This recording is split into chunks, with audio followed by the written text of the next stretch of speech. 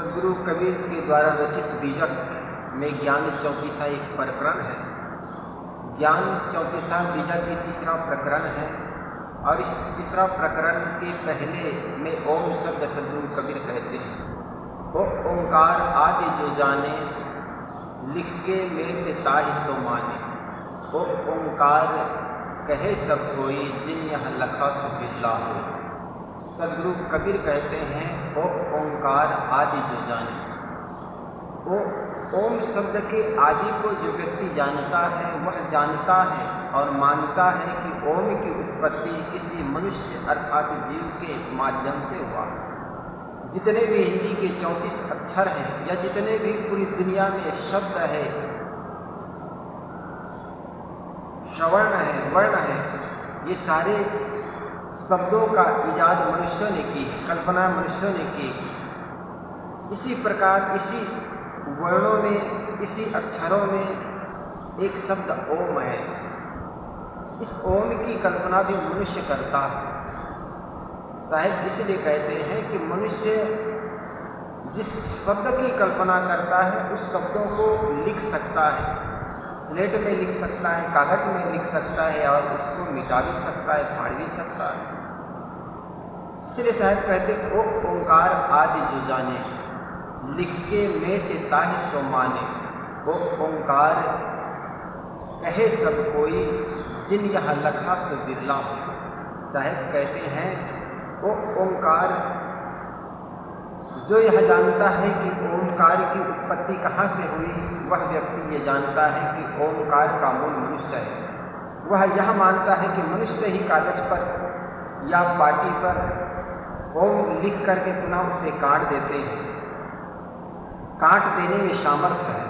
वो ओंकार तो प्रायः सभी कहते हैं, परंतु जिसने इनकी वास्तविकता की परीक्षा की, इस वास्तविकता को जानने की चेष्टा की, वह व्यक्ति विरले होते हैं। तो ओम जो शब्द है उपासना के शब्द मान लिया गया और इसी को आदमी मंत्र मान करके इसकी जाप करने लगे। बात ठीक है, दुनिया में जितने भी शब्द हैं, कोई भी चीज़ पर आस्था करके, पवित्र शब्दों पर आस्था करके अगर आदमी उसमें अपने मन को टिकाना चाहे तो निश्चित मानिए मन एकाग्र हो जाता है। जिस प्रकार एक माँ होती है, बच्चा जब बार बार रोने लग जाता है, रात्रि में अधिक सोता नहीं है, रोने लग जाता है, तो माँ उसको लोरिया सुनाने लगती है। लोरिया सुनाने में क्या माँ वहाँ बार बार कोई लंबी कविता गाती है क्या? नहीं, बल्कि वही लोरी बार बार दोहराती चली जाती है और बच्चे का मन एकाग्र हो जाता है। ठीक वैसे ही जब आप भागवत या रामायण में राम की कथा या श्रीमद् भागवत सुनने जाते हैं, आप जानते हैं इसके बाद कौन सी कथा आएगी, कौन सी कहानी आएगी। आपका मन एकाग्र होने लग जाता है, आपको नींद आने लग जाती है, क्योंकि इतने बार सुन चुके हो, इतने बार आपने कथा में जाकर के बैठे हैं, सुने हैं या कहे हैं कि आप सारी कहानी आपको याद है। और यही कारण है कि पंडित जी या संत जी इसके बाद क्या कहेंगे आपको पता। चित्त एकाग्र होने लग जाता है, आपको नींद आने लग जाती है। तो उपास्य की दृष्टि से जब किसी भी शब्द को मान करके, कल्पना करके उसको बार बार आप दोहराने लग जाते हैं तो निश्चित मानिए आपका चित्त एकाग्र होने लग जाता। निश्चित नाम के एक बहुत बड़े पाश्चात्य देश में वैज्ञानिक हुए, दार्शनिक हुए। नित्य से कहा करते थे, मैं बहुत छोटा था, मैं किसी प्रकार के भगवान देवी देवता का नाम नहीं जानता था, मेरी माँ ने मुझे किसी प्रकार के नाम नहीं बताई थी और जाकर के मैं जब माँ शाम के समय मुझे कहती बेटा जाकर सो जा, तो मुझे डर लगने लगता था। तो मैं करता क्या था, जब मेरी माँ मुझे कोई शब्द नहीं सिखाई थी, बताई थी, तो मैं अपना ही नाम को दोहराया करता था। नित्य से करके दोहराता था। कुछ क्षण बाद मेरे चित्त एकाग्र हो जाते और नींद आ जाती। ठीक इसी प्रकार ओम शब्द है, चाहे दुनिया के किसी भी शब्द हो, वो सारे शब्दों को अगर जब दोहराओगे, एकाग्र करने की चेष्टा करोगे तो मन एकाग्र हो जाएगी, नींद आ जाएगी। इसी प्रकार ये ओम शब्द है। ओम शब्द की कल्पना किसने की? मनुष्यों ने की।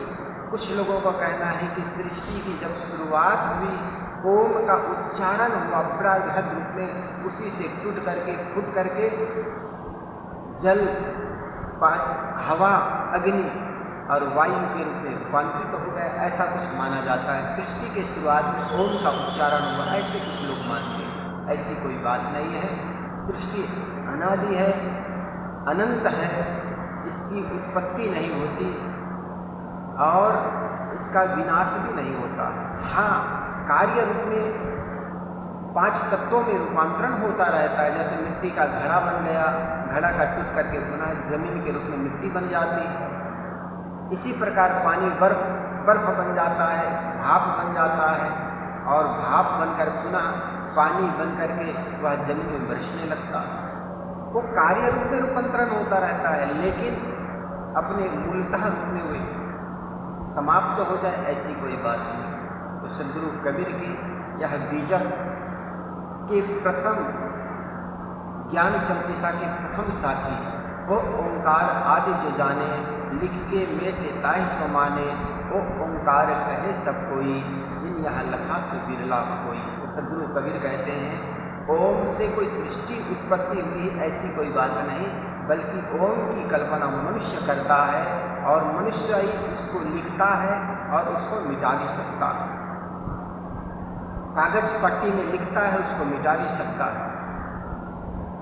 इस परख बुद्धि को, इसकी परीक्षा करने वाला कोई बिरले होते हो। ओंकार आदि जो जाने, लिख के मेट ताहि सो माने, वो ओंकार कहे सब कोई, जिन यहाँ लखा सो बिरला।